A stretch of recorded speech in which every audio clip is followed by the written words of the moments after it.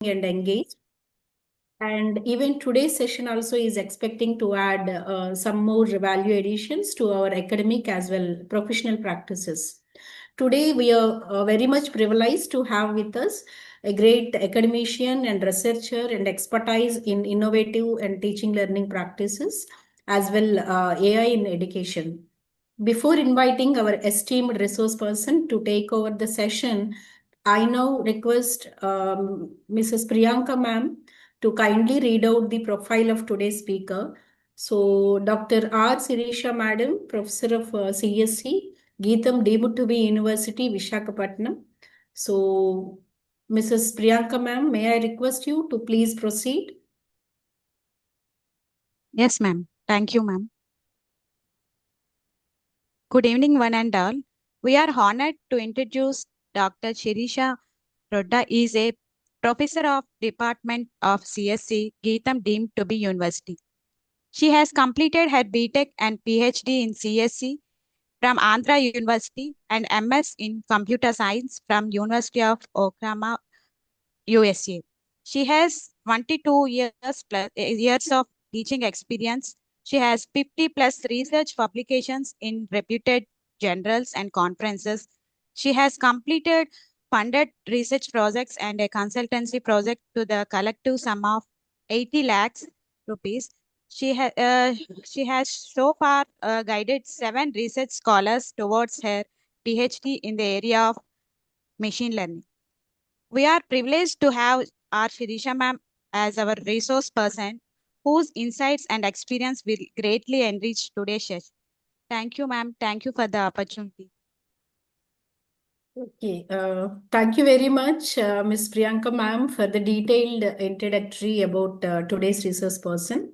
With this, I take a great privilege in inviting our resource person for today's session for day 4, R. Sirisha ma'am, Geetham University, to kindly take over the session, ma'am. Virtual stage is yours, ma'am. Thank you very much. Thank you very much. First of all, thank you to the conveners, Dr. Naresh, Professor Swarupa, both of you, for letting me have a chance to talk to all of you. Good evening, everybody. The privilege is mine, actually, to have all of you for my audience. I know you all had a very long day at work and still made it enthusiastically to this FTP. I'm very honored to meet one and all of you. So, when I was speaking to the conveners, I came to know that there is a healthy mix of teachers and researchers amongst you, both the early researchers as well as seasoned researchers in the audience. The topic given to me is to discuss about the publication aspect of your research manuscript. So the scope of my topic would be to good practices for preparing your research paper manuscript, as well as looking out for the right journal where we would like to publish our work. So this is going to be an interactive session, and I would suggest all of you to please give me your feedback from time to time. If you have any questions, feel free to shoot them at any point of time.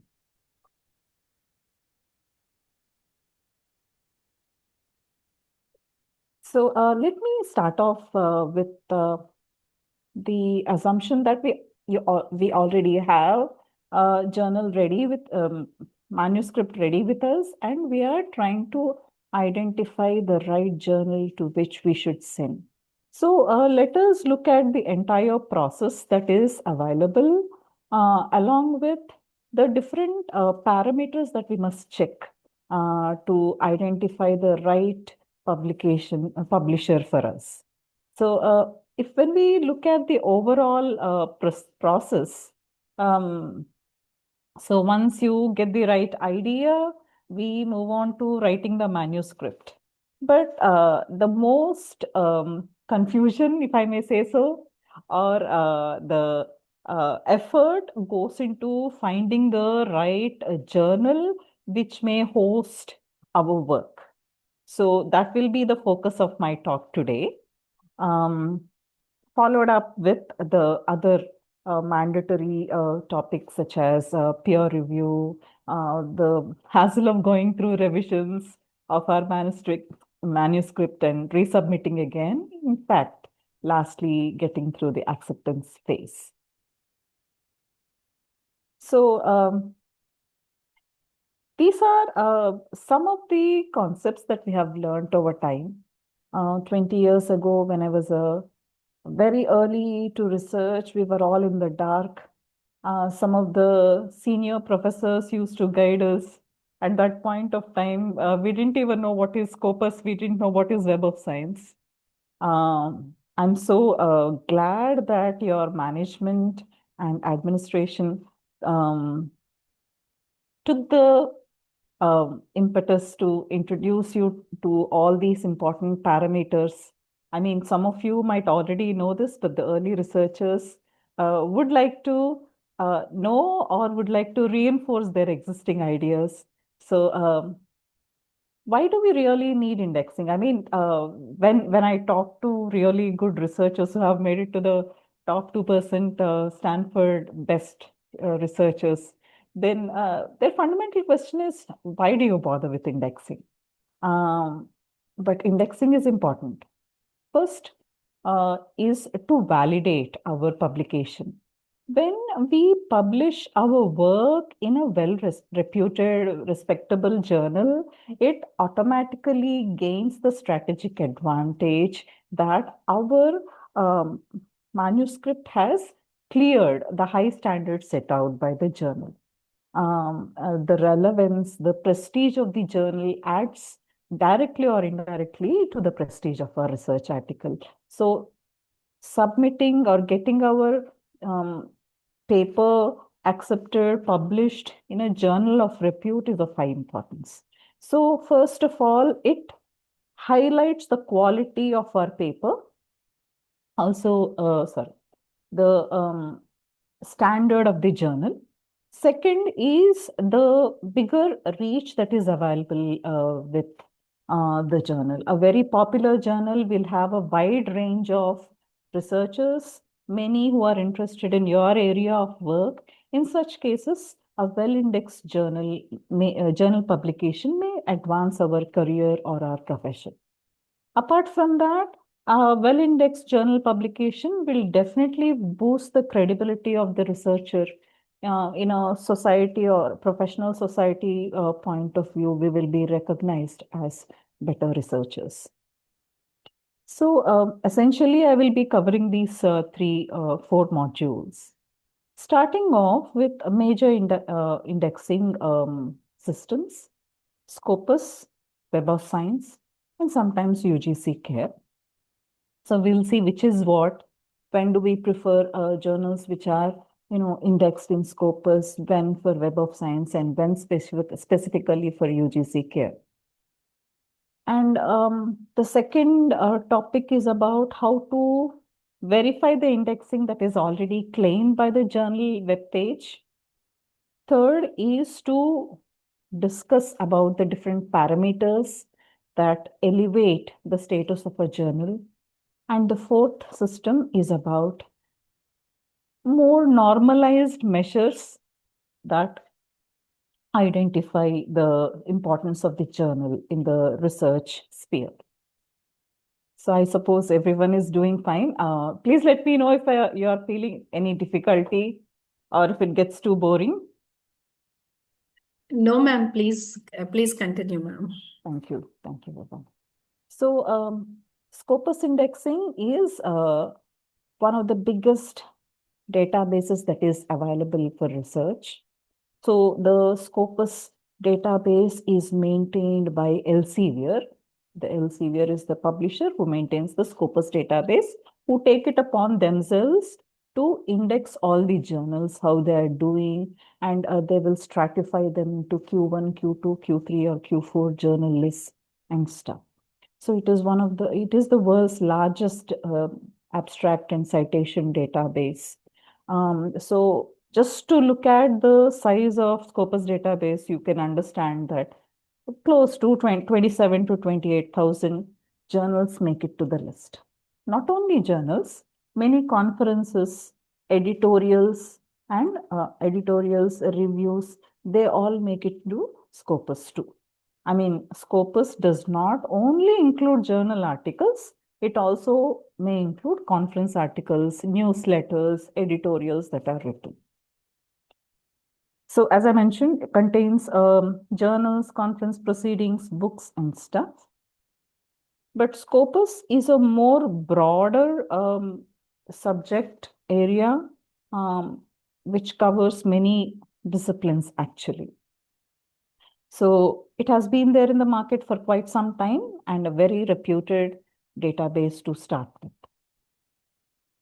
Then we have the Web of Science. A lot of people believe Web of Science is more prestigious when it comes to the exclusivity as compared to Scopus.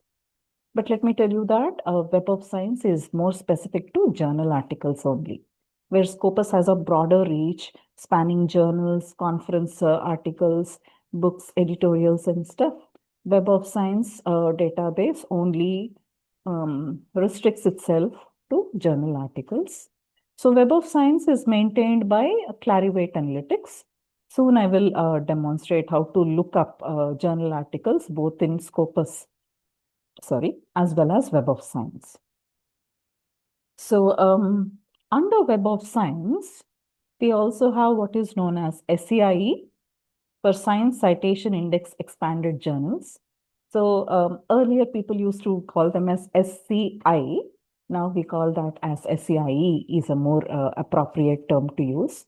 So all the natural science, medical, engineering, technology, AI related topics are all indexed under SCIE journal, Science Citation Index Expanded. All the social sciences related articles, journal articles are listed under SSCI, and ESCI are journals which specialize in latest technologies. So more evolving, emerging technologies, concerned articles, whichever journals are covering them, are listed under ESCI. Over time, the ESCI journals where the topic has actually matured to a good progress, they will eventually be added to SCIE or SSCI depending on the situation. So earlier on, ESCI journals do not have journal impact factor. Later on, when they join their own group, whether that is SCIE or SSCI, they get their own impact factor. I will soon discuss about impact factor and other metrics. The third one is very specific to Indian database, UGC CARE journals, which is maintained by University Grants Commission of India. So here, journals which are very specific to be considered for academic/research purposes within the boundary of India are considered here. Then we have Group 1 journals, which are not covered by global databases like Scopus or Web of Science, but have their importance. Let us say some of the journal publications specialize in indigenous languages, let's say Telugu or Hindi, something concerning, literature. Then they will be listed under Group 1. And whatever Scopus and Web of Science journals there are, all those articles, all those journals are listed under Group 2. So that means Scopus or Web of Science, SCIE, SSCI. So Arts and Humanities is AHCI. ESCI is Extended SCI. So these are automatically included under Group 2.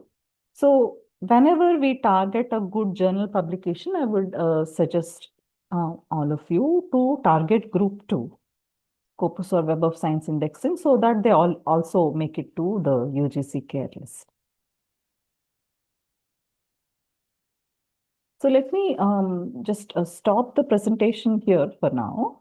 And let me take you through how to look up the different databases, Scopus, Web of Science, and UGC CARE. Just give me a second.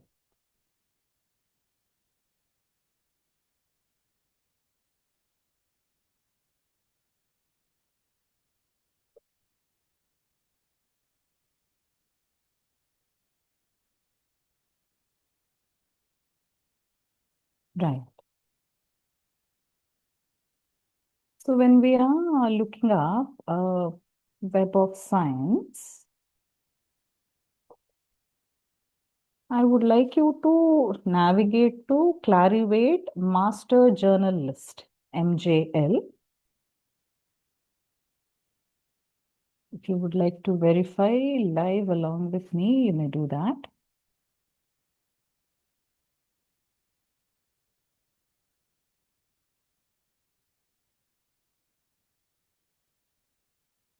So here we are going to get the list of all the journals which are listed under Web of Science. Here we have Science Citation Index expanded, which is very relevant to engineering and related fields, engineering and sciences. Then we have Social Sciences Citation Index, Arts and Humanities Citation Index, and Emerging Sources Citation Index. So you can plug and play whichever options you like. Among this, you can also select the particular area that you are looking forward to. Because I belong to CSE, obviously I'm going to select this. So after you identify the right journal, you may want to open the profile page of that journal and look it up. Sorry, I'm not logged in. This is a very slow page. I couldn't sign in today, so I'm not going to go ahead with this one. But this is how we identify if a journal is indexed in Web of Science. Suppose I'm actually looking for a journal, International Journal of Computer Science Engineering, let us say. So when I tried to Google it, I found very similar sounding journals on the way. So this is a clickbait. So I want everyone, before you go ahead and select a journal, first identify the ISSN of the journal and then re-verify from the Scopus and Web of Science whether it is actually listed in it or not. So let's say I have this journal. Okay, I have this journal, International Journal of Computer Science Engineering. Let me magnify this too. Okay, so generally when we verify from the journal page, we go to abstracting and indexing or an indexing page. So this says it is indexed by Google Scholar, Cyrus DOAG and stuff. Okay. So obviously it is not listed under Scopus or Web of Science. So I'm going to just look it up under Web of Science.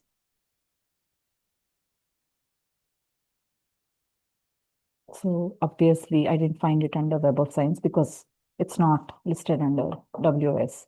I mean, even the journal does not claim for it, but sometimes there may be false claims made by the journal page. Maybe they were there under Scopus listing until 2025, but not 26 anymore. And they strategically forgot to mention that information to the visitors, then we will be on the loss side. So every time initially you look up the indexing from the journal, but definitely verify from the Web of Science or Scopus. I just have come across this. I just have randomly opened this journal page, Journal of Global Information Management.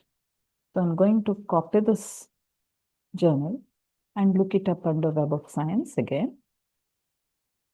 It's a basic search. Okay. So, Journal of Global Information Management is a Web of Science Index journal. It is based out of USA and it is listed under Social Sciences Citation Index.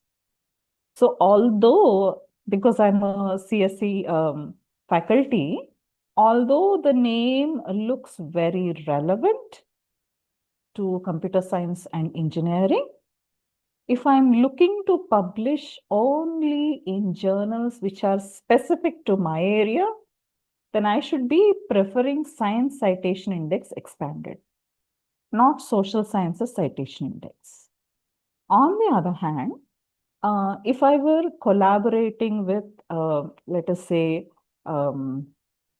Faculty of Social Sciences or Business Management, it were a collaborative research, then it is all right for me to select this. So your goal for selecting a journal must not only go by the name of the journal, but the scope it specifies. So when you go to the journal, so here itself, they will specify the scope of the journal, the coverage of the journal. Please let me know if this font is too small for you.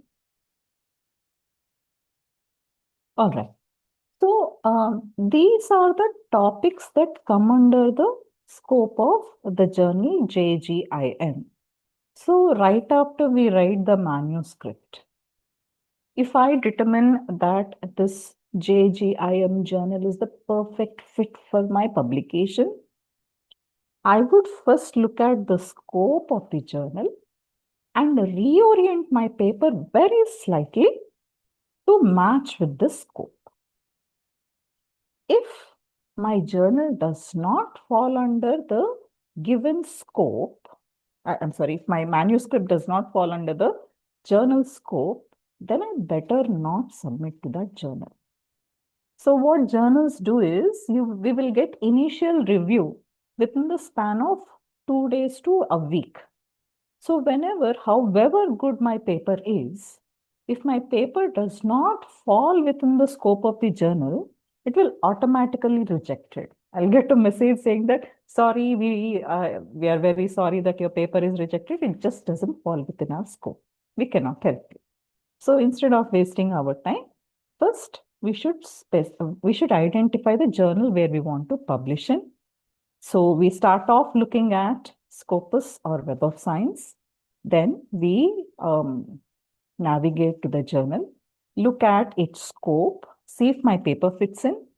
If it does, I will reorient it very slightly to fall into this category. If it does not, I will steer clear of this journal. I will select a different journal that is more in sync with my work. So that is about Web of Science. Even if we look at, give me a second.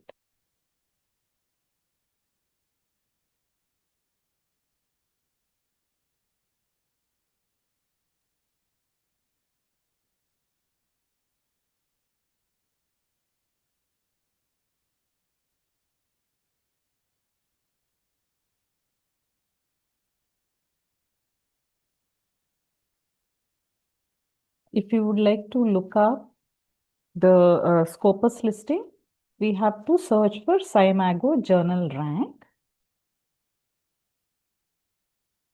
This is maintained by Elsevier, a subsidiary of Elsevier, Scopus. So here I'm going to search the name of the journal.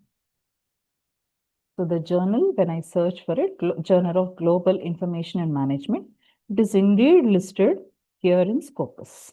So that is not enough to verify that it is Scopus indexed. We click on it and look at further parameters.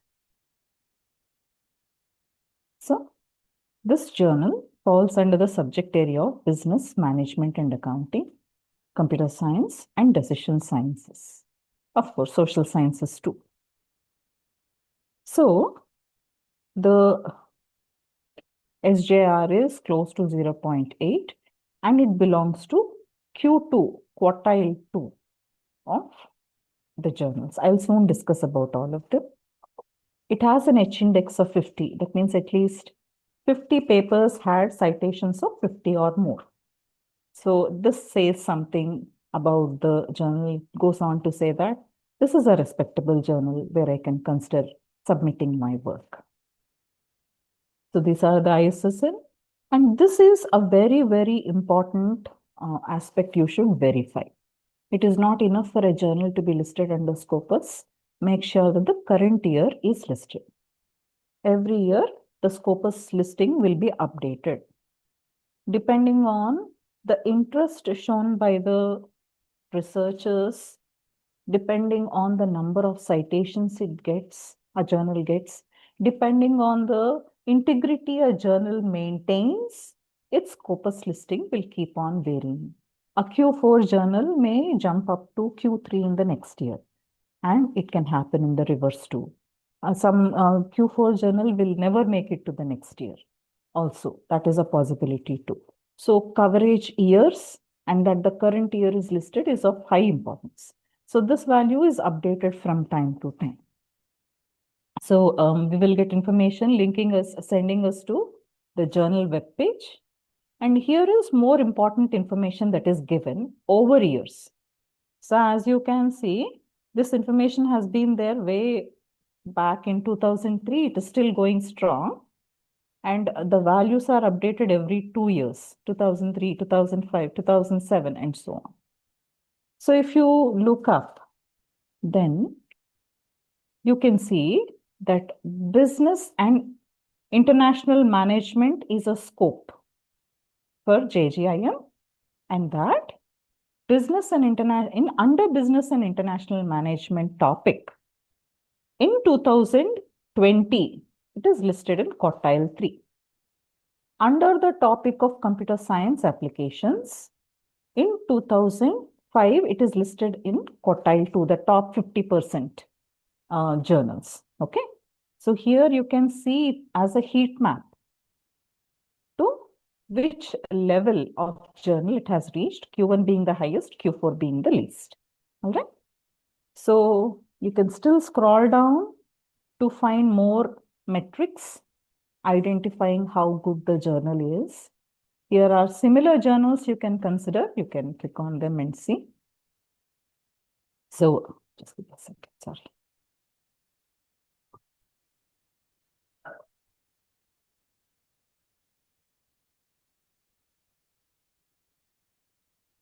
Okay, sorry. So here we have the SJR. This is a SciMago journal ranking and the importance of apparently the journal grew until 2008 and then it fell and then it is currently raising and doing better. From its lowest in 2017, it is doing good. The total number of documents have increased.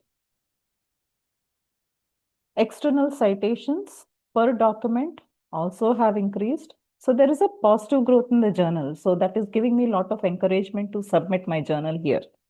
The amount of international collaboration, the diversity within the authors is better. And if you look at the total number of documents that are listed under this journal, many of them are getting cited as opposed to uncited documents. So this is a great metric for me to encourage to consider submitting to it. Percentage of female authors and others. The return on investment, total citations as opposed to self-citations. You know that in research community, self-citations are looked down upon. I mean, it may be essential. Maybe when you are publishing your paper, you would like to cite your previous paper where the current paper has a context of your previous paper that is represented as self-citation. It may be required, but it does not hold much value. So it is external citations that actually indicate the relevance of our journal with the current world, current research. So number of sites per document, many other parameters are there. Okay. How far the documents have contributed to the public policy. And finally, it says that the journal overall belongs to quartile 2 under the area business and international management. So if you want to go to specific areas, you will have to steer back to the heat map that I've given you.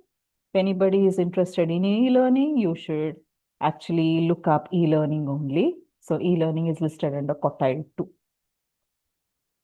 So that's about Scopus. So far we have looked at Web of Science and Scopus. Then we have another indexing which is very specific to India, maintained by UGC Care journals. You just have to search UGC Care and you will be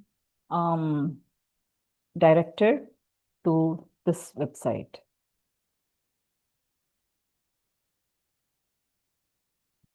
This is all only a click away, so I'm not making it a big deal for anybody.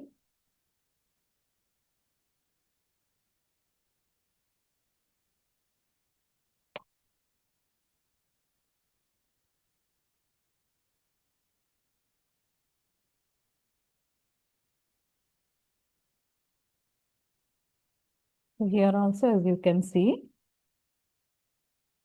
the scammers are identified here both for group 1 and group 2.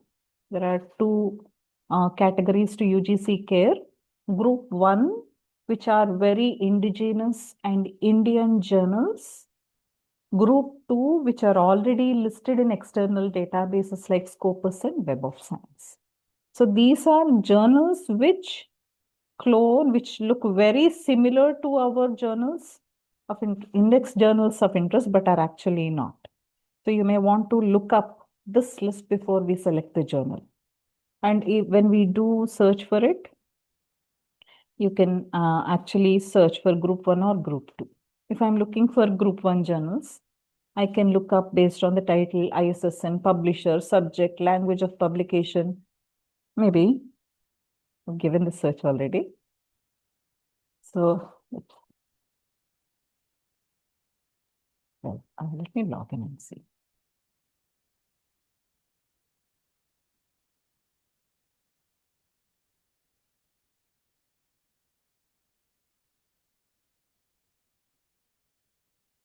Here you go. So here are different journals that are already listed within group 1 specific to Telugu language. So there is a Bhava Veena, which is active from January 2020 to January 2023. So it's not in UGC Care anymore. So you'll get the list of all the group 1 journals automatically.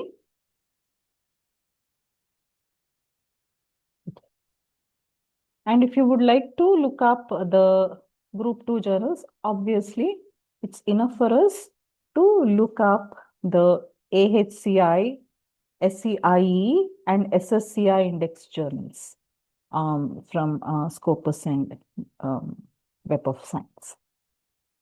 So any questions, I will be happy to take them in the meanwhile. If you do not have any questions, let me proceed with my presentation.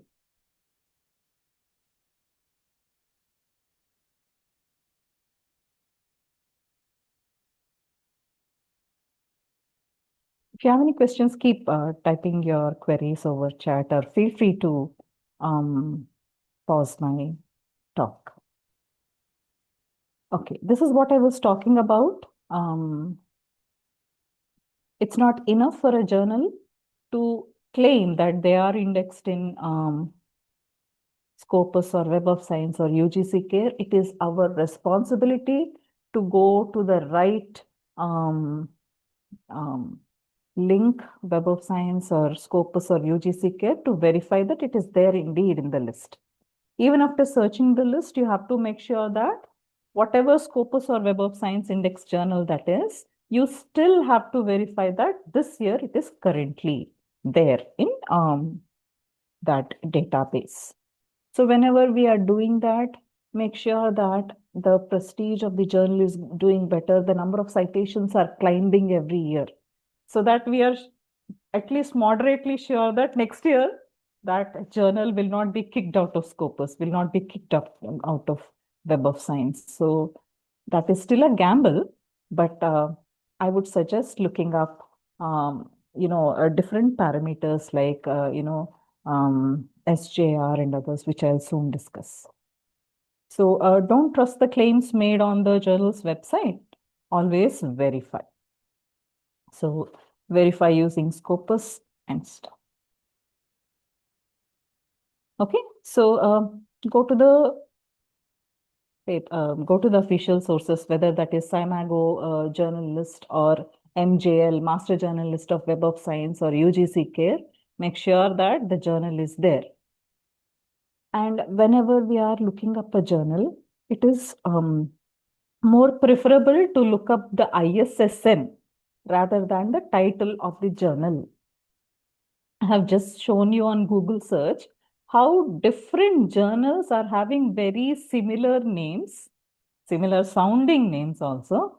So it's better to search by the ISSN rather than the name of the journal.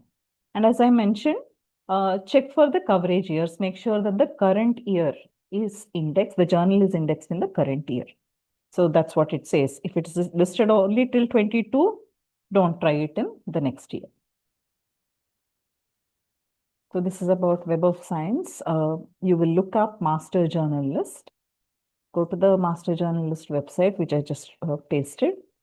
And then after free registration, you can check to which category of Web of Science, which indexing of Web of Science that journal belongs to, whether it comes with an impact factor, journal impact factor. I will soon discuss what are the different metrics that are given by Scopus vis-a-vis Web of Science. So in Web of Science also, some of the journals may be under re-evaluation. So they will be put on hold. At no point should we consider those journals for publication. So this is what I'm talking about. So although Scopus and Web of Science are used for indexing, they have their own ways of measuring the standard for a journal. So journal impact factor is actually a metric which is used to measure standard of a journal by Web of Science, whereas site score is used to measure the impact of a journal by Scopus database. So Web of Science measures the impact factor of the journal for a duration of 2 years. So every 2 years, the journal impact factor is assessed. For a period of 2 years, the journal impact factor is assessed and then it's released. The journals which are published, which are listed in Web of Science, are supposed to be more prestigious than that in Scopus. However, there are journals which are listed both in Web of Science as well as Scopus. I'll soon discuss how there could be better journals in Scopus and not in Web of Science and vice versa. When it comes to site score is calculated once in 4 years. So it's a broader window, giving more benefit of doubt for a journal, observing it for a longer period. So here we look at stability of the journal in Scopus, whereas for Web of Science, we are looking at the impact the journal has made. Like I mentioned, Web of Science only refers to average citation to articles. Okay, so that means only journal articles. When it comes to site score, Scopus actually considers a wider set of articles ranging across journal articles, conference articles, then editorials, books, whatnot. So this has more types of documents. Scopus considers more types of documents, more diverse types of documents than Web of Science. So it's up to you to consider. So H index mentions that if a journal has an H index of some number H, some whole number H, then it means it has published H articles that each of them have received at least H citations. So the JGIM journal, which we just searched, had a H index of 50. That means at least 50 journal articles were there of JGIM that had 50 or more citations. Okay. So that is about only numbers when it comes to measuring the journal standard. Just give me a second. If you any questions I can take in the meanwhile. Just give me 1 second to drink some water. Thank you.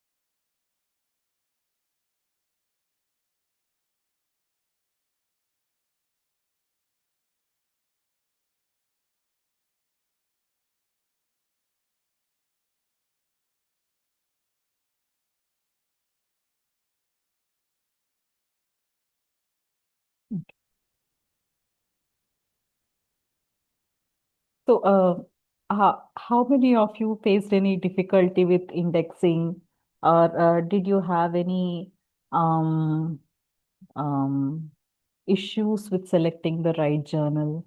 Would anyone like to add their experience at this point?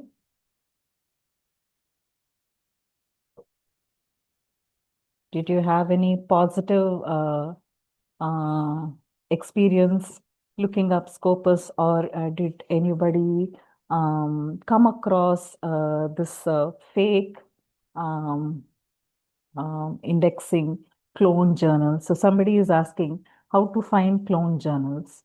So generally, sir, Balmurli sir, the idea is to identify the journal of interest, look up the journal actually, look what is the indexing from the journal page first, whether it is indexed in the database of your choice or not. Then verify it in the actual database, whether that is Elsevier or Clarivate or UGCK, and then finalize it. Like I mentioned, it's a very good idea to search by ISSN and not by name of the journal. That is what I would do. So, okay, back to our discussion. So, so far we were relying only on the number of citation a document gets or number of citations a journal gets over a period of 2 years versus 4 years. Now, so that is basic counts. Sometimes we would like a normalized values also. So there are two normalized values that are provided by Scopus. First is SJR. If you remember, for JGIM, the SJR was 0.799, okay, and SNIP. So, so here, not only the citation count, here the journal will get extra points, a document will get extra points if it submits to a top journal in its area. So if you look at, sorry. Okay. If you look at the SCImago journal index, okay. So here we will actually weigh the citations of the journal, very similar to Google's PageRank. So when we give the search query in Google, Then not only the relevance, but the amount of visitors the web page gets. Okay, and the feedback also have a say in how, how much on top the search result will be. Similarly, here also, citation from a top tier journal counts for more. So, a top tier journal, a document from a top tier journal will get more weightage than a normal journal. Okay. So, not only are we worried about counts here we are considering the important significance of the journal in that research domain. Then, when it comes to SNIP, which translates to source normalized impact per paper. So here, the citations are weighed based on citations in a specific subject field. As you all know, a journal can actually span across multiple domains or multiple subject areas, and how much of weighted citations it gets as opposed to total number of citations. So percentage of citations, really, weighted citations with a specific subject field is identified under SNIP. So SNIP is more specific to a subject area, and SGR is more specific to the prestige or the significance of the journal, whether it's a top tier journal, a middle tier, or a not so important journal.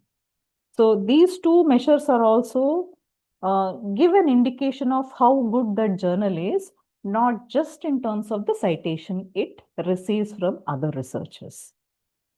So not only the sites per document, you should also be considering SJR and SNIP. Coming to the competitive world of quartiles. Everyone is haunted. I keep getting nightmares because of these quartiles. So the difficulty of publishing increases as we climb up the quartile range. So a quartile is 25 percentile. So the lowest in the pyramid is quartile 4. So the least significant but indexed, if you consider Scopus indexing, if you consider Q4 indexed journals, only the Scopus index journals, which are there in the least 25 percentile, are listed under Q4. So these are new age, mostly new age journals dealing with emerging areas. And if they continue to doing well, if they continue to attracting more researchers, more citations in that area, then there is possibility for this journal to climb up. So early researchers can concentrate on Q4, but there is high chance for Q4 not making it to the next year.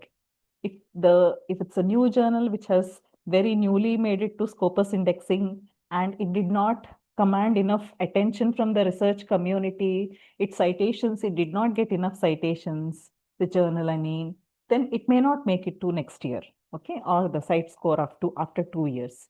So for easy publication, Q4 may be preferred. Early researchers may prefer Q4, but seasoned researchers who have who have done solid experimentation and all the experimentation is giving good results may try for others. And Q3 is for specialized and emerging areas, usually for applied research, niche topics, emerging fields with moderate impact. So publishing in Q3 is quite safe when compared to publishing in Q4. We can pray that it stays under Scopus indexing for a long time. Whereas it's very good to submit our research paper to a quartile 2 indexed journal. That means it is under top 50% of the journals that are listed in the Scopus, let us say. So well-respected publications make it to the journal that have high impact, and the journal has high standards. It only accepts manuscripts that made a difference. But it's not so easy to publish in Q1 journal. There should be fundamental what do you say there should be fundamental contribution that is made to the society in that area of work, starting from the mathematical representation, the theoretical analysis, followed up with the results, experimental results that actually match the qualitative analysis and stuff. Only well-researched areas and with good results actually make it to quartile 1. So as early researchers, it's a good idea to climb up the ladder one by one rather than, initially aiming for, top quartile 1 journals. But if you ask for me, I'm more biased towards the scope of the journal rather than the quartile of the journal. In academic fields, in research circles, our research ability is measured heavily by the quartile of the journal that we are publishing in. I agree. But if you ask me, and there is a Q1 very Q1 journal which slightly overlaps with my research publication. And if I get another Q3 journal, which is very, very specific, very spot on for my manuscript, then I would prefer Q3. I mean, that is me. Many of the researchers will actually agree with me. So identifying the journal that has high overlap with our area of research gets more eyeballs than publishing in a journal of high standards. But that is my bias. I would actually leave it to you to decide. So all in all, this is what we discussed. We have seen what is Web of Science indexing, what is Scopus indexing, also about UGC care. We discussed how journal impact factor and site score can be used to identify the right journal for us. Also, not relying alone on the citations, but the importance of the domain is considered under normalized metrics.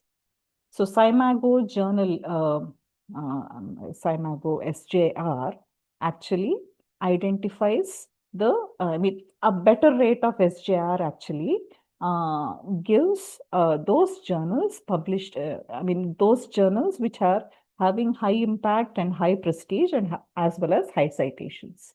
Whereas SNIP ranks higher where the percentage of citations, weighted citations specific to a subject area are concerned. So if you are confused, if you are considering the quality of the journal, the standard of the journal, SJR could be a good bet to measure that. If you are looking for overlap, a person like me, if you are looking for the content overlap of my journal with respect to a domain area, SNIP may be a good choice. Finally, we discussed about quartiles Q1 to Q4. Early researchers can definitely target Q4, but over time, please target Q1 to Q3 so we will be in safe zone. There is less chance of that journal being kicked out of Scopus and we losing, the advantage. Okay, so just summing it all up, I don't want to repeat myself. I've done that enough. So if there are any questions at this point, I have finished the first leg of discussion. If any questions are there, please feel free to speak up or you can push your questions to chat window. I'll be able to help you.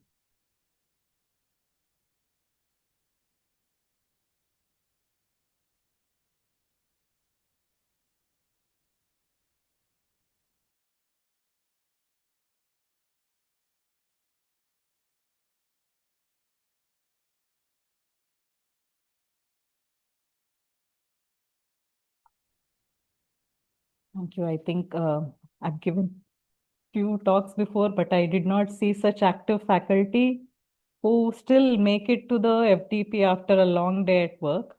Thank you everyone for your attention. So let me move on to another topic. You can see many senior researchers are there in the audience. This is not really about you. I'm sure you know this already. But this is more for the early researchers who are trying to write good quality research paper. Okay, here is another question. Would like to know why certain journals listed as Scopus indexed on websites are not reflected in authors' Scopus profiles. Sure, sir. Okay, just give me a second. I'm trying to understand. You can clarify yourself. I'm trying to understand what it means. So if you look at the JGIM website that I just demonstrated, I searched before you. JGIM actually, let me go back.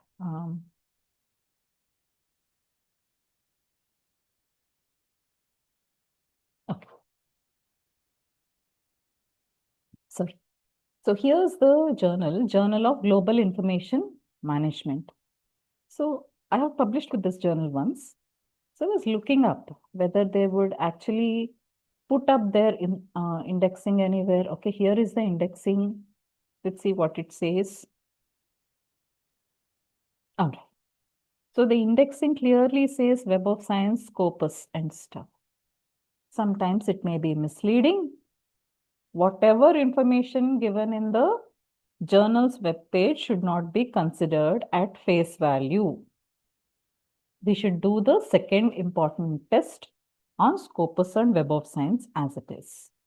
But I think the question is about why the individual authors do not specify whether it is Scopus indexed or not, but I cannot say. It's a good practice to put up the indexing of every publication, but I leave it to how each of the researchers design their CVs. If that's your question, sir, I think I answered it. Otherwise, you can post more. All right, let's proceed with the second leg of discussion. That is how to submit in, how to make high impact manuscripts. Now, this is not a quick disclaimer. This is not in sync with the AI tools.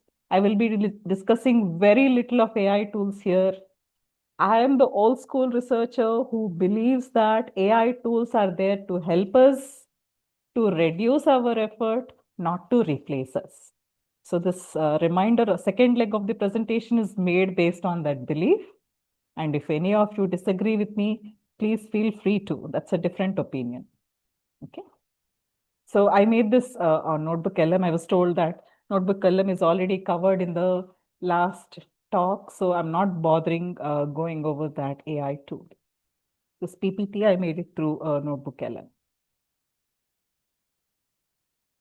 So yeah. So the general workflow of any manuscript is this. We start off with a problem. Not always. We start off with a problem that we would like to address, or with a new novel idea that we would like to parade as a publication. Then, so during problem formulation, you choose the topic and define the research question. This is usually the step one, not always. Sometimes we start off with literature review. In literature review, we identify a domain, so or a topic. Based on the topic, you will actually gather all the manuscripts, existing works that are done in this area. So this only don't have, I mean, whatever existing works we gather, they can be journal articles, they can be conference articles, they could be patents too. Okay, so the gap analysis must be done to see what all work is done, what is yet to be addressed, and why that gap is important to be addressed. So that is literature review. Sometimes literature review would be followed by problem formulation. So once that is done, the outline of the paper or even the thesis may be done. So why that problem is important and the story around the problem in terms of motivation has to be told at this point. Whether that is paper or thesis, why we are doing it, why the problem is important to be solved. must be clearly established during the paper. So once the foundations are set in phase 1, we proceed to the actual writing phase, phase 2. So here in the introduction, we establish the context. That means for a novice who is reading our paper, we set the context. Okay. So we start from, the first slide. You say, okay, this problem is important because so far all this is done. And this is what we would like to address in our paper. So introduction is something that will guide a novice reader to be more interested in your work. Generally, some people actually write abstract in the initial stages. But for the early researchers, I would suggest the abstract to be written after the entire paper or manuscript is prepared. So once that is done, the methodology has to be prepared, especially concerning the overall workflow or the architecture that is present for your paper. So information like what are the experimental setup that we have considered, what are the default parameters that we have considered, what are the algorithms or standards / systems we have considered for comparison. All these things must be represented in the methodology. No results will be reported in this section. Then we have the results section, which actually presents the results in a quantifiable manner. So in a quantitative manner, we will present the results as we get them. So we present the findings very objectively. We do not make any judgments at this point. We present the results as they are in the form of, graphs and tables generally. So after results are presented, analysis of results is done in a qualitative manner under discussion. Results present the information in a quantitative manner, whereas discussion analyzes those results in a qualitative manner. So you got the results all right, but what do those results mean? So here is when we would actually tie the ends together. We will discuss why we got positive results for the methodology, and for the negative results we got, where must it have gone wrong. At this point itself, we will establish the advantages or some gaps that are possible with our methodology, some issues which are not handled by our methodology. Any assumptions we make will be represented here. The scope of the work is clearly represented under discussion. So once all the results and discussion are presented clearly, we sum it up with citations. So these citations are those existing works of importance, relevant works that are actually cited within the literature review section. So here it is very important to identify citations that are from high quality journals. And that is why my discussion about Scopus / Web of Science indexing becomes very relevant here. When we select high quality journal publications, the methodology is very clear. The methodology is stated in such a way that we can reproduce it for our work. Suppose there is a very novel idea for decision trees which is implemented in a very good journal paper. You should be able to reproduce the same work for comparison analysis of your own method. So always source your citations from good journals / conferences. That is my suggestion for you. Finally, when we conclude, we summarize the results. No new information will be provided at this stage. So only when the entire paper is done, I would suggest you to identify the apt title and the abstract. Now, an abstract is a summary or it's a précis of the entire paper. So it starts off, it should be very eyeball catching. Okay. So when somebody goes through the abstract, you should write the abstract so convincingly, like a bestseller novel that people are forced, to go through the entire paper. So an abstract must be very, very convincing. It should be made like a selling point for the paper and should be a summary of the overall work. So what the paper is about, what has it attempted to do, how were the results, and what were the contributions make up the contents of the abstract. Usually abstract is written last of all. Once that's done, we revise it and ask our friends to revise, friends/colleagues to revise for you. So let's quickly see how it's done. I'm sure most of you know this. If I'm boring you, do let me know. So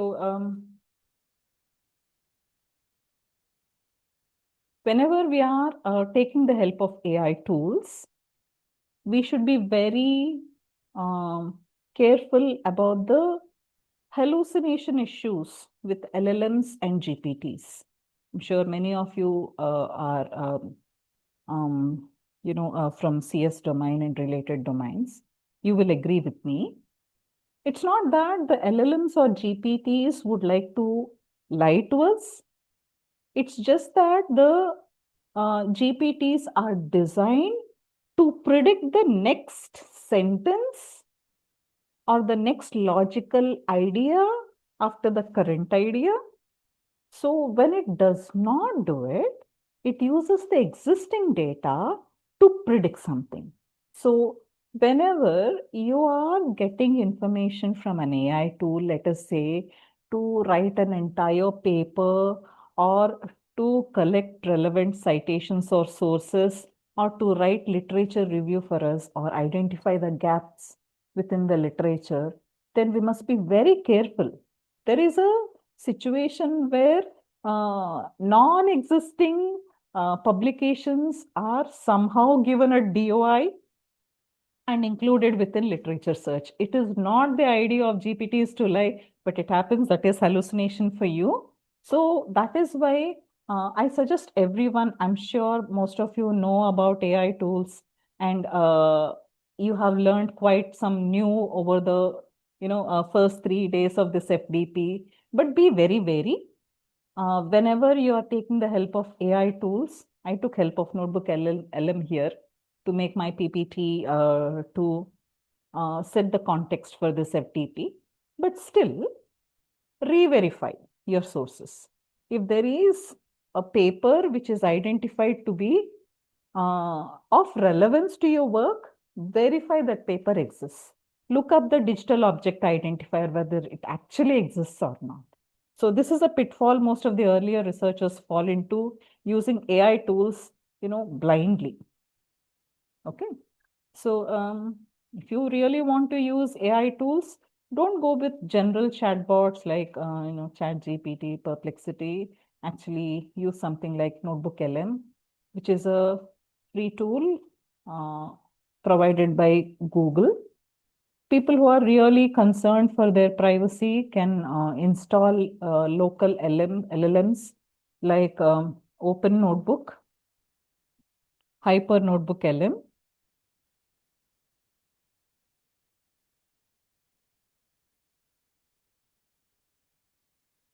where Google's Notebook LM is restricted to just Google's GPTs. The others have a wider range of GPTs to source their data from. So you can try to install Open Notebook or Hyper Notebook LM. I put it over in the chat. But they have to be installed separately. Maybe you'll have to use a Docker and install it. Okay. So it's always good to use a custom LLM. If you're concerned for privacy, install a local LLM that does not share your data across. So because you already know Notebook LM, not going into it.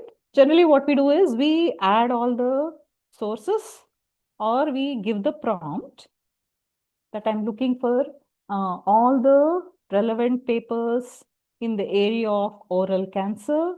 And, Notebook LM brings all these sources for us. There are two modes actually. You can do fast research, or you can do deep research to, go beyond basic spidering and get more relevant topics. But deep research is time consuming. Fast research will give you faster sources. Choice is up to you. So once that is done, summary of all these sources given in the left side of the pane is provided. Then we will be able to look at the chat option. And in the chat, we can give more prompts to actually streamline our area of research and get to the points we are interested in. Most of the cases, you are given the references. You can see 1, 2, 4 and all, to the links to the actual pages. Verify those pages exist. In that scenario, I found Notebook LM to be a better alternative than ChatGPT or Perplexity. These, references were more real, very less hallucination so far. So I would prefer Notebook LM. Also, while generating, figures or system architectures, prefer Notebook LM and not, Google's, not ChatGPT, because those general purpose GPTs actually generate the image based on existing images, and there is high chance of getting spelling mistakes. That's a very big pitfall if you are using general GPTs like ChatGPT or Perplexity. Go for specific ones like Notebook LM to get auto-generated system architectures or posters with no too less spelling mistakes. Okay, so here also you can give argument to identify the gaps, or you can structure your work to look in this format. Okay, and there's a lot you can do with AI tools. Again, I'm so sorry for the disturbance. Again, please use AI tools as your assistant and not your boss. Okay, so AI tools may be used to get new ideas, explore different viewpoints of your idea, how, different angles of thought mean. So summarizing your sources, what these are centered about, if you don't want to waste much time into literature review. Then, checking for grammar or how to rephrase your sentences. Okay. Again, formatting citations, whether you want APA format, MLA format, or whatever, but with proper verification, human verification. But please do not use it to generate an overall paper. It is possible to generate an overall paper with any kind of GPT. Don't do that. As an academician and researcher, writing must come primary to us. Over time, this is my advice to all the people who are younger to me and are just starting off their research. Make the writing as your primary work, just as teaching is, just as research is. Make writing your primary purpose. It doesn't have to be hi-fi, doesn't have to have a lot of flair and complicated sentences, but clarity of thought is important, which will improve with practice only. Use AI tools for assistance. Don't rely on it. Don't first generate paper and then paraphrase it, humanize the text. Don't do all of that. I know there are there, but I chose not to discuss about them because we are not learning in the purpose. Okay. So fabricating data. So these are some ethical concerns. Fabricating data, citations, especially citing my work, citing my friend's work, just as to increase our citations. All that must be discouraged. Okay. Also, mixing up the experimental results is also not a good practice in long run. We as researchers will lose the respect in our community. The more you work, I'm sure many of you seasoned researchers will agree, more you work, the more network we make on our area, the circle becomes smaller. And the better you provide the results, there is more trust on you as a researcher. A very big burning topic is that of retractions. So even if one paper is retracted from our overall database, people start looking at us as, dishonest researchers. Even one retraction is enough actually to paint our faces black. So be very, very careful. Define your experimental results as you get them with proper analysis. It is okay to report negative results, but why? So that negative results will pave way to the next publication that will come up with, better solution. So I'm sorry, I'm just going on, but I'm only talking from experience of myself and my colleagues. Few of my colleagues who have biggies who have suffered due to retraction. So early researchers uh, know how to write, take help from AI tools, don't depend on AI tools. So quickly summing it up, introduction is about what the problem is, everything that you have to say to the reader before they hit the methodology. They have to understand, if they have to understand whatever you did, so they have to go through introduction, everything else goes there. So methodology, how exactly did you solve the problem? Results, what did you find? Only quantitative results in the form of graphs and uh, tables. Here also, if there are any negative results, honestly report them. In the next discussion, you will analyze qualitatively what the results are about. Okay. I'm sure many of you know this, but I thought I'll just very quickly cover this. Okay. So I don't want to go over this. Most of you know this. You're using LLM. These are some possible prompts you can give to get a proper idea, write up for your thesis or paper. And while presenting the results, you would either use a bar chart or there are different kinds of chart to present your results. But discussion will actually have to connect the dots between your previous work, the work of your colleagues, people before us, the existing work, what they did, what they didn't, what you did that is not already there. Everything has to be connected. Context must be established. Future directions must be identified. Okay, so all that goes into discussion. When it comes to citations, identify citations that matter, not the citations of myself, not the citations of my friend circle, because they asked me to. And in conclusion, you reiterate, whatever you said over the paper, you summarize the main points, explain the broader significance of your work, introduce no new information at this point. Finally, identify the title.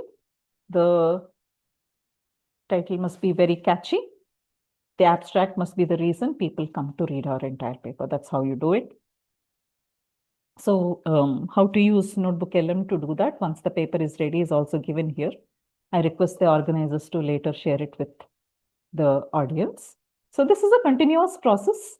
We actually revise the paper, then seek feedback from colleagues, and then refine the paper. And this is a whole circle until we are done.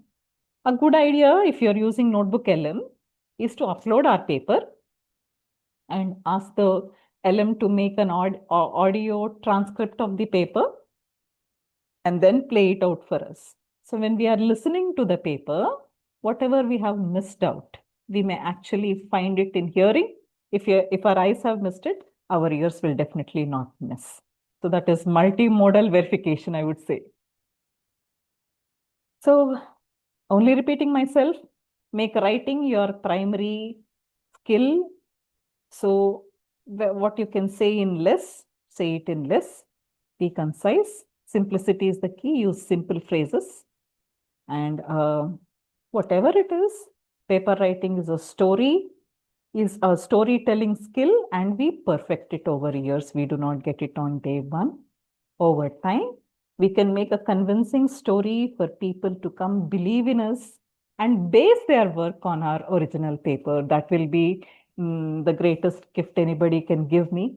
If my paper is cited across, if somebody else is basing their work on my research paper, that's the ultimate gift we all like as researchers.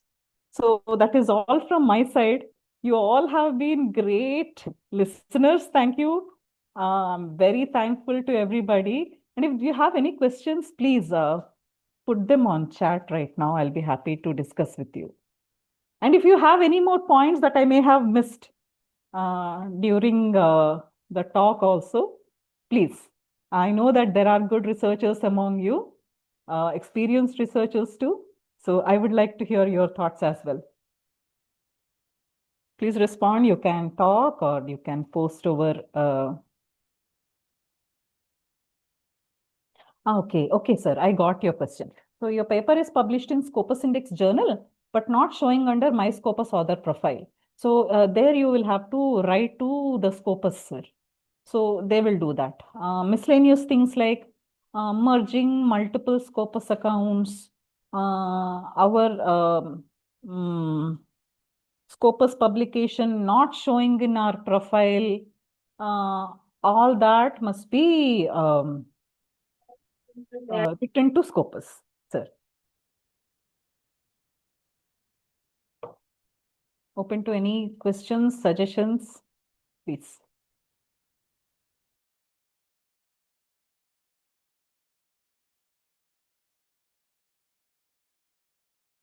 I have some questions. Can I ask you? Hello. Yes, sir. Venugopal, sir. Yeah, let me take a chance to ask you first, madam. Then you'll ask. Very nice session, madam. Thank you very much. There are a lot of things have been learned by us, especially. And one thing I would like to know once again, why did you not recommend ChatGPT for the research? Because most of the, truth to be said, that most of the researchers, even not an early researchers or even seasoned researchers also, right, taking pro and like something like sponsorship, and they are completely dependent on chat gpt or perplexity. Can you please specify the reasons why we are not supposed to be dependent on these things? Good question, sir. You have actually identified one partiality of mine, which has no proper foundation. So somehow over time, I started to use ChatGPT and I did not like it over time. Uh, it's because when I try to generate some text, especially I don't use ChatGPT to write an entire paper, although it's a possibility. I tried to generate a text to analyze a collection of sources. Then I thought that whatever summary is generated, that write-up is similar every time. Whenever I repeat the task for different topics, the kind of summary I get is quite repetitive. That is one.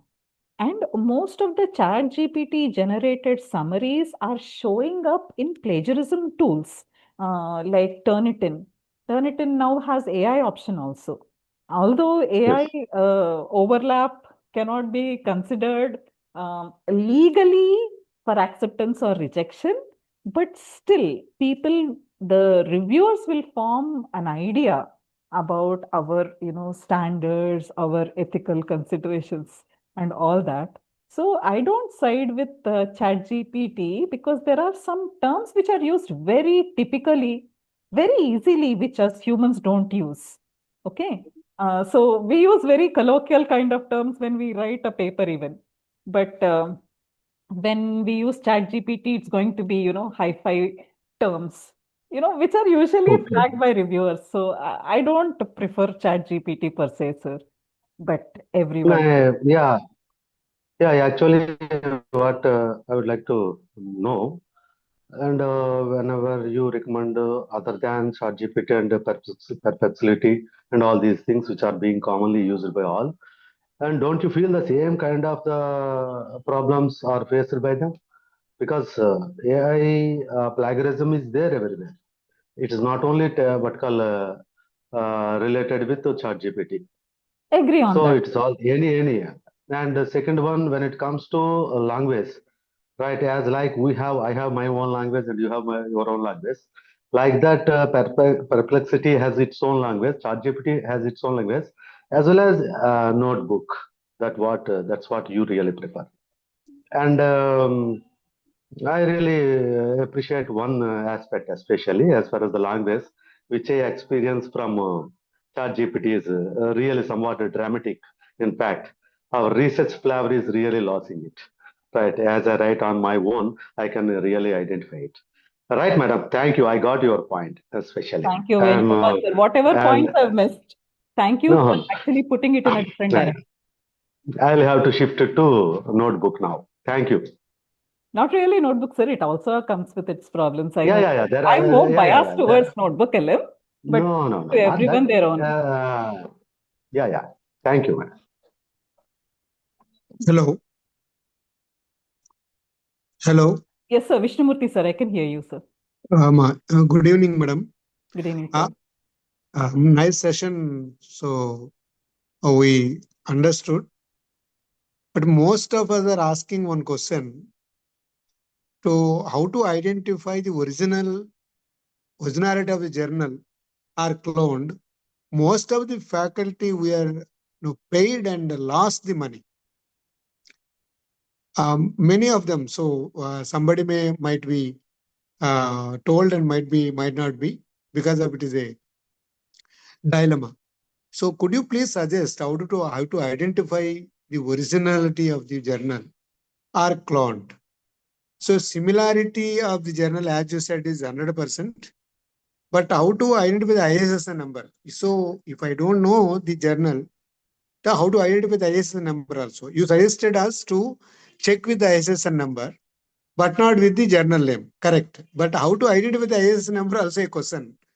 And most of us are facing this problem, madam. Especially many of the faculty lost the money also. One of the faculty lost 35,000 rupees.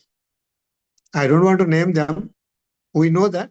So could you please throw some light on this so that it will be get benefit to all of us, please?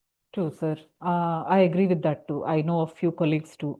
So when we are identifying journals, first we have to identify our goal. So far, let us say I only have Q2 journals and I really want to make it big. And this year for 2026, I think, okay, I'm going to submit for a Q1 journal this time. So that should be my goal of search. If it is the area of research that you are looking for, maybe here on the left pane, you can choose the area and then zero in on the right journal. So let's say I have identified JGIM here. Sorry, this is taking quite some time, so I'm not logged in. So when you go to the Scopus indexing,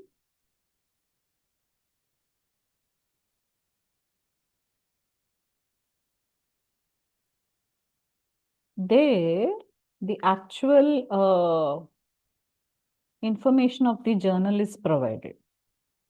So after we identify the right journal by working on the filtering, then we can identify the correct link from the indexing itself.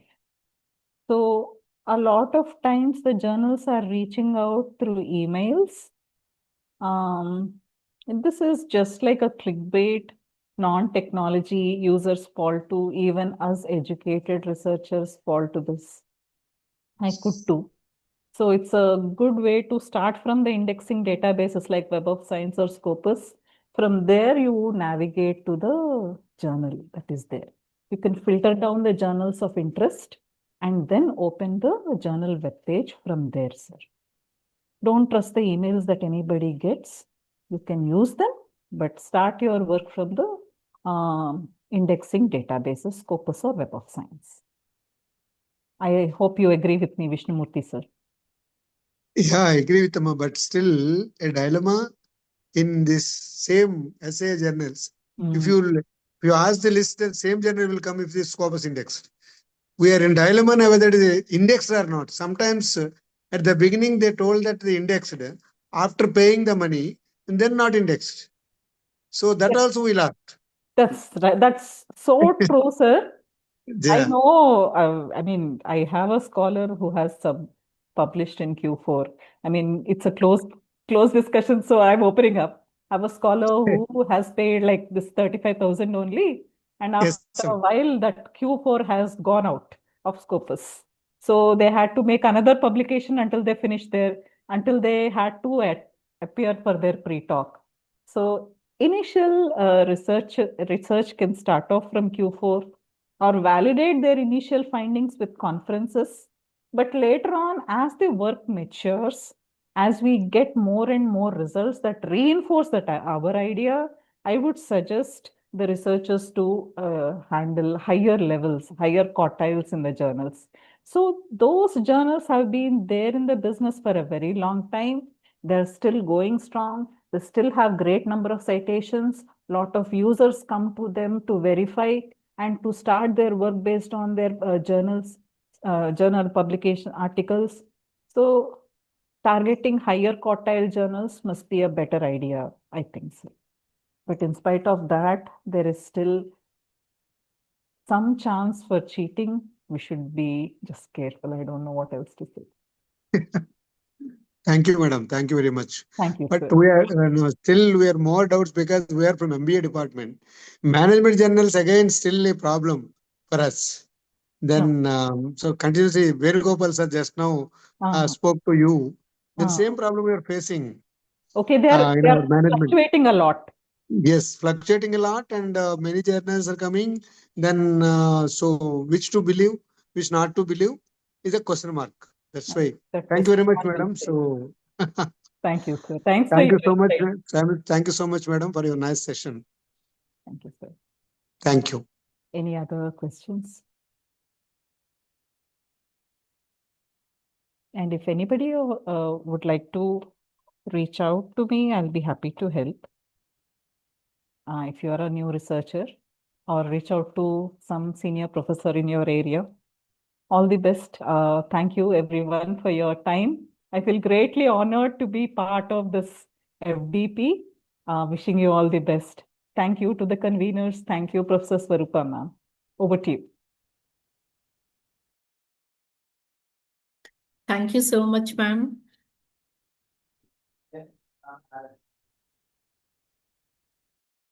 Thank you, one and all.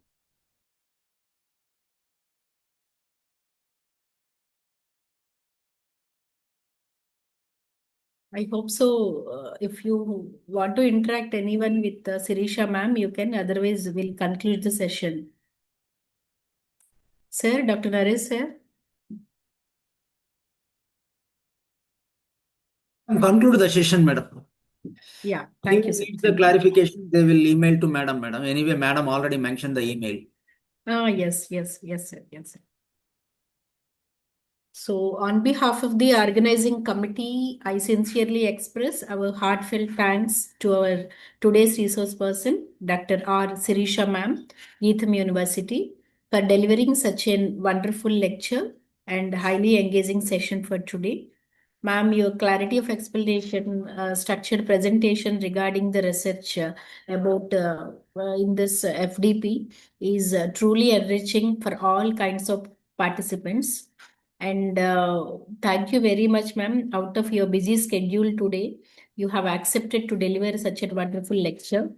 I also extend my sincere thanks to our ITAM management, director sir, principal sir, and all other participants for their constant engagement and support, and for their dedicated efforts, to all the faculty participants for sparing their valuable time after regular classworks and actively participating in today's deliberations. With this, we successfully concluded day 4 of faculty development program. And all of you, please fill the feedback links. And thank you all. Have a pleasant evening. Madam, thank you very much, ma'am, once again. Thanks to you, ma'am, for the opportunity. Thank you. Yes, ma'am. Yes, Thank you madam. so Thank much. you very much, madam.